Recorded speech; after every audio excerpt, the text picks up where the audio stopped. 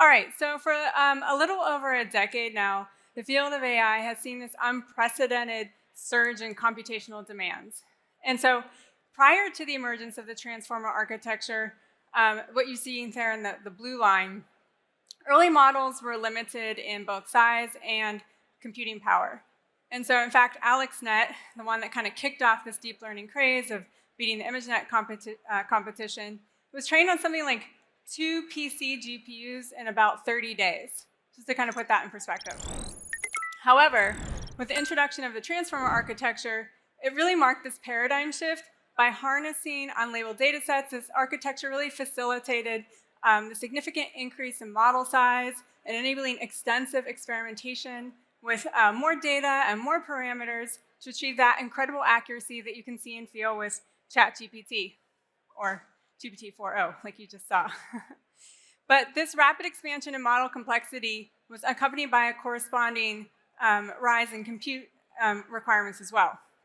And so again, to put this in context, if you look at that GPT MOE 1.8 trillion parameter model at the top there of the green, if you were to train that on a single Hopper GPU, data center GPU, that would take something like 475 years.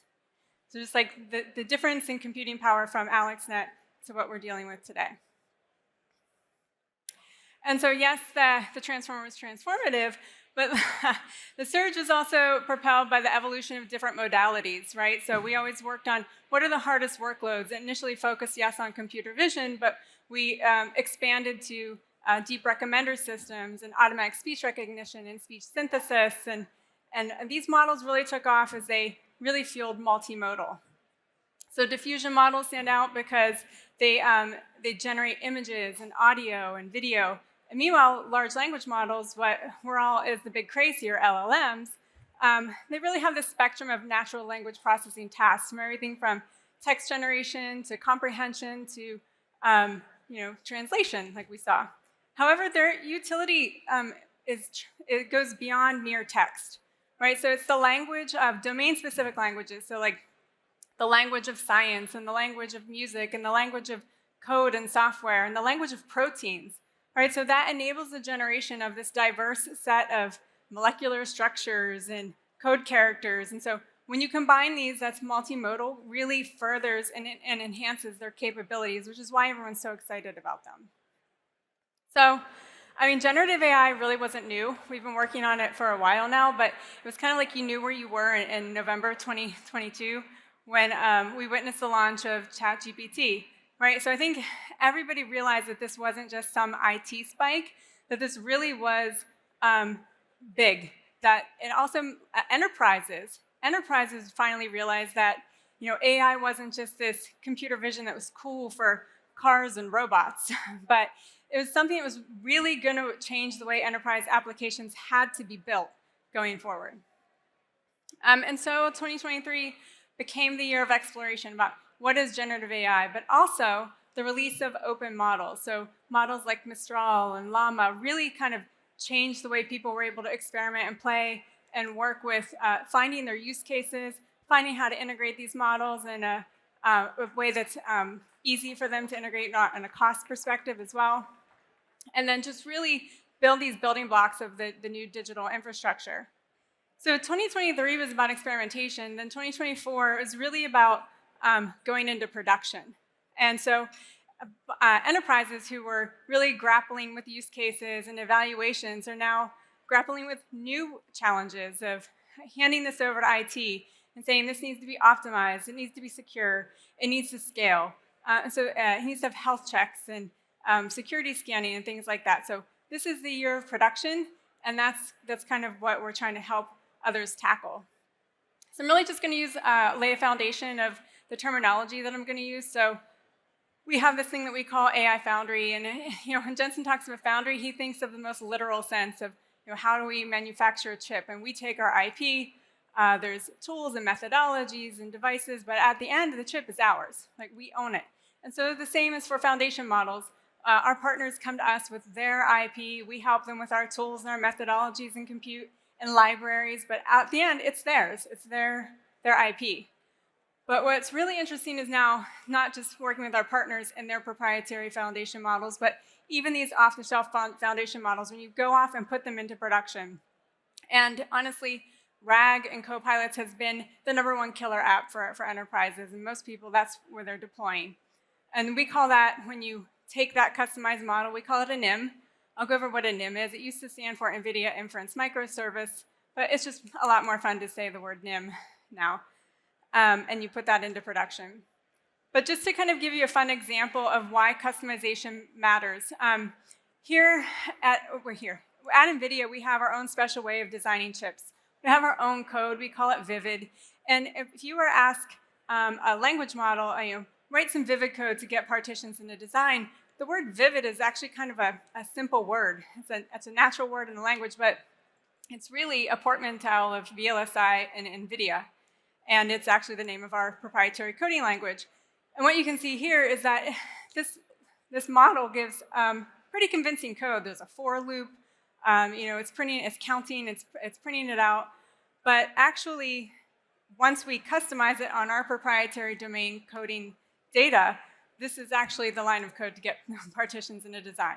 So it's very different. It's something that's really important to go into customization of models. And you've probably heard that if you take and customize a smaller model, off-the-shelf model, you can surpass what we call the gold standard of maybe a managed service API model, and it's true. So you can see that smaller models kind of surpass the pink line. But the other thing that we found is that actually taking that same amount of data and applying it to the larger model, it actually was able to learn even more about the domain and the knowledge and get even higher accuracy. So yes, it's good that you can reduce to a smaller footprint with a smaller model and good accuracy, but actually going to the larger models provides a whole new world of accuracy to explore. Okay, so coming with a NIM. What is a NIM? So we kind of start with, a NIM actually fundamentally is a foundation model or a large language model in a container exposed as an API. Super simple. It sounds super simple.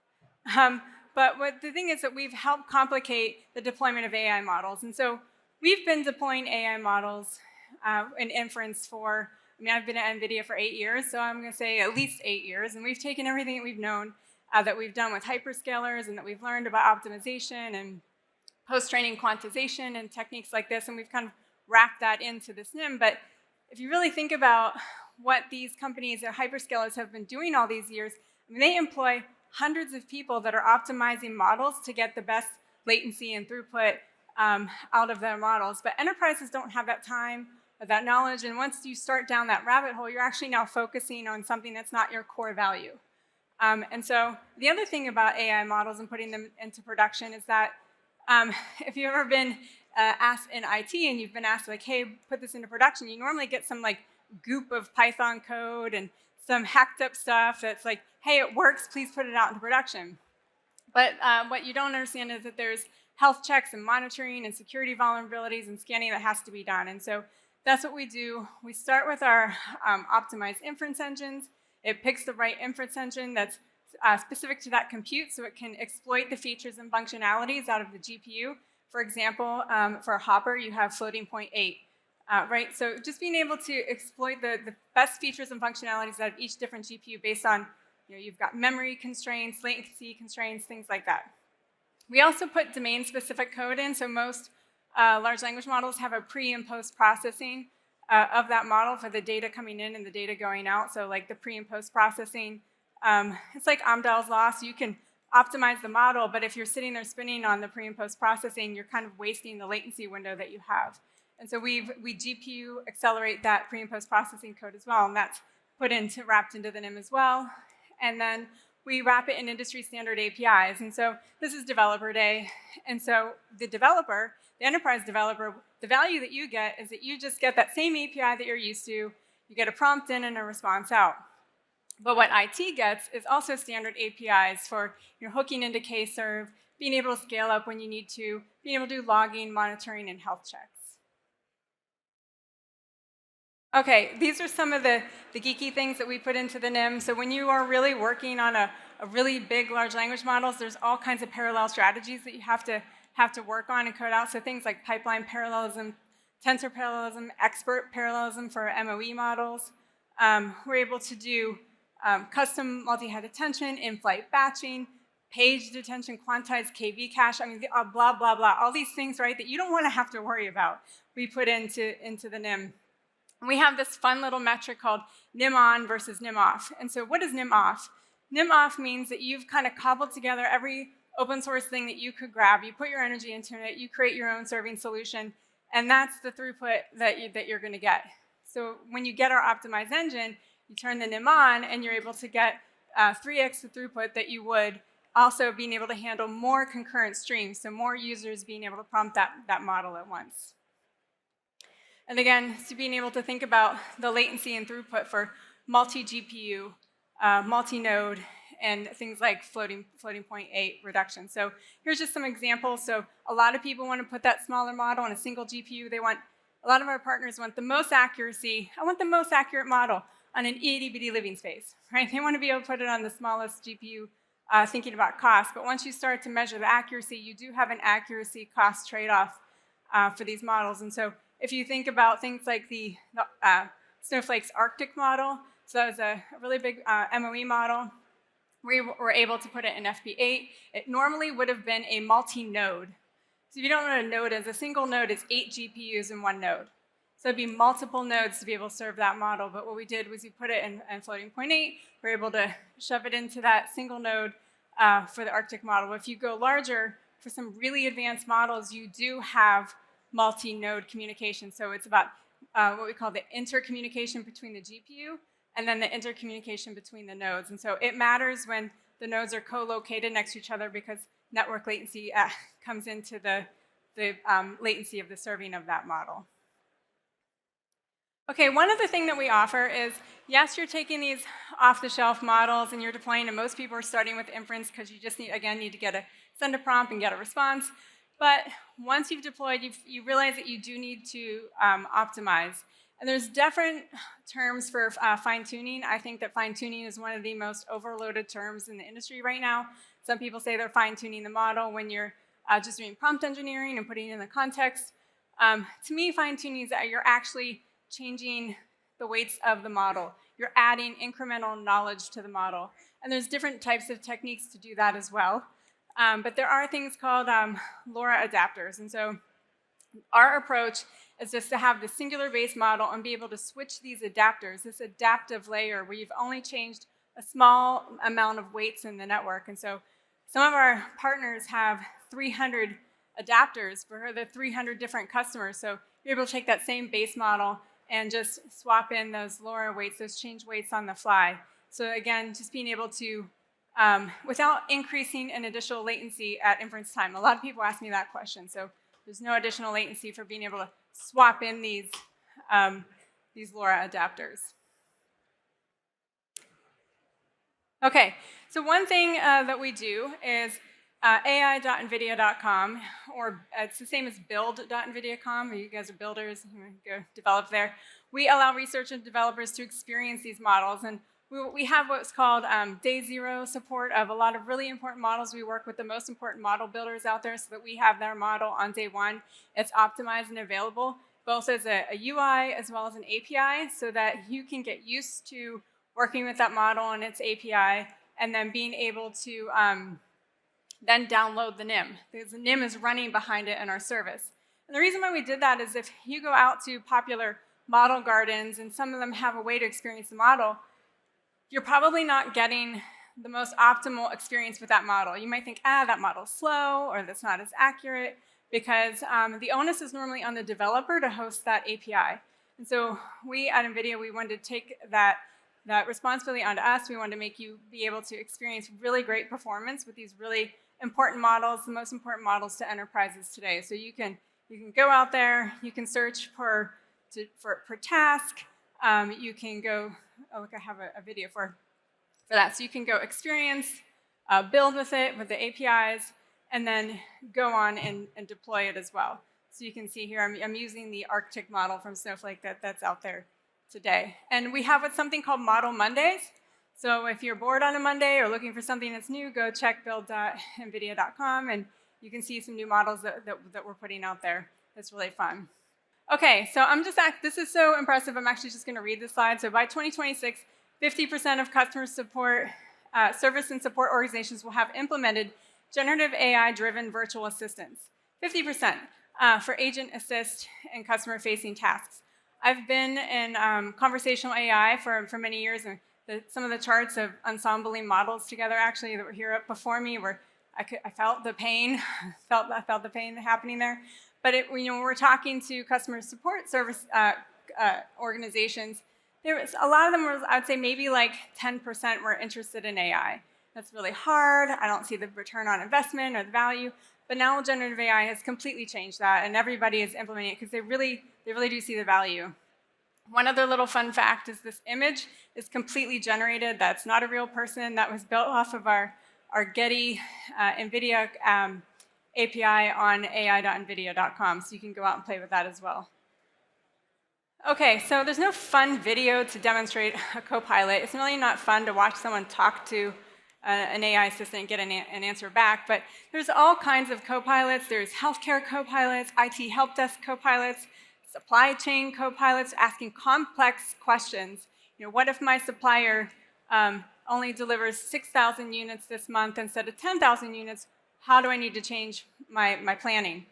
Really complex questions. So billing copilots, coding copilots. All of these aren't examples. These are real questions, real copilots that we are working with our partners on today or that they have deployed.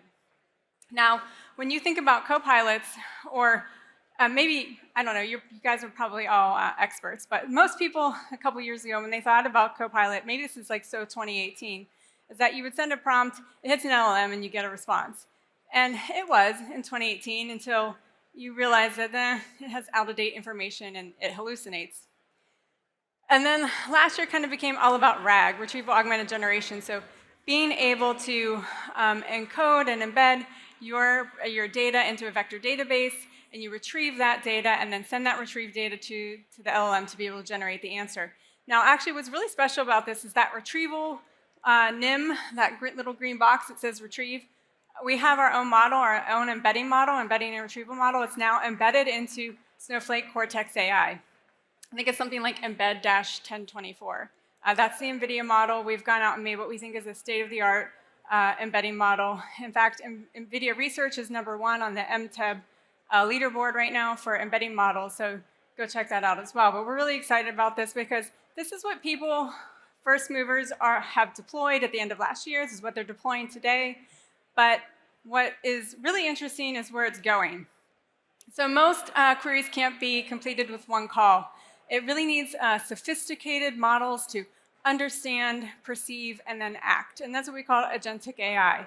So the big idea behind agentic AI is that you're giving machines and models agency. So they can set goals, and they can plan, and they can take actions to reach those goals. And so some NIMs, so you can see here we went from something like, I don't know if I can go back. Maybe not, I can't go back. But you go something like 3 models happening per query or per prompt to now like dozens of models.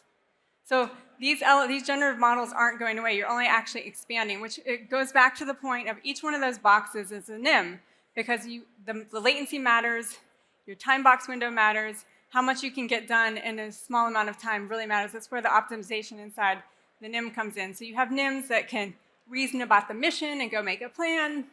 You can have some NIMs that retrieve information, and then some NIMs will go off and call tools to process the data. So again, agentic AI can anticipate your needs, suggest actions, and make decisions that align with your set objectives. And this picture actually isn't even showing what we call digital humans. So that's actually adding even more generative AI to the front. So you add a speech or digital human to the front, and then you're also adding, once you've gotten this system going, you can add personalization. And the personalization is even more customization and training, and then deploying out a NIM. So you can see that these workflows are only going to go expand and get a little bit more complex.